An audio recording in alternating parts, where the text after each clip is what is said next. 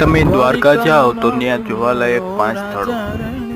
Number 1, Nageshwar જ્યોતિર્લિંગ મંદિર. 12 પ્રખ્યાત સ્વ અસ્તિત્વ ધરાવતા મંદિરોમાં એથી એક નાગેશ્વર જ્યોતિર્લિંગ મંદિર પર તેના મૂળ વિશે એક રસપ્રદ પૌરાણિક કથા છે. Number 2, Dwarka beach. અરબી સમુદ્રી દરિયાઈ કિનારે દ્વારકા બીચ સાંજે આરામ કરવા માટે એક સારું સ્થળ છે.